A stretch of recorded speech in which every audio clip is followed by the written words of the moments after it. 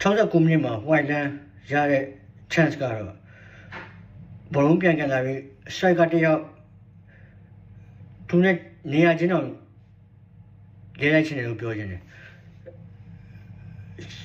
ကိုရှိမှာသူတယောက်တည်းကန်ဝင်ရ chance ဂိုးပေါက်ကြီးကအကျယ်ကြီးအဲ့မှာမှနောက်တန်း player 2ယောက်နဲ့ဂိုးမ1ယောက်ပဲကျန်တော့တယ်သူထိထိမိမိနဲ့သူဂိုးပေါက်ကိုအားပြပြနဲ့တွားတဲ့ဘောလုံးက he should have scored man သူ must be ကိုတင်တယ်ဒီကိုကကျွန်တော်ဝိုင်လောင်းအဲ့နေရာမှာကျွန်တော်ဒေါသထွက်မိပါတယ်အဲ့မှာလည်းပွဲကပြတ်နေရမပြတ်ခဲ့ပဲနဲ့သူ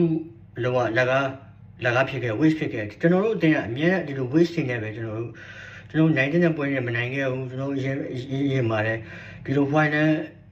လန်းနဲ့ကနာချိုအဖြုံးတီးကြောင့်ကျွန်တော်တို့ဘက်ရတဲ့ကိုယ်မရခဲ့ပဲနဲ့ကျွန်တော်အမြဲနောက်တန်းမှာဘာမဟုတ်တဲ့ကိုယ်တွေနဲ့ကျွန်တော်ရဲ့ individual အမှားတွေနဲ့ပြခဲ့ပြီးကျွန်တော်တို့အမြဲဒုက္ခရောက်ခဲ့တာ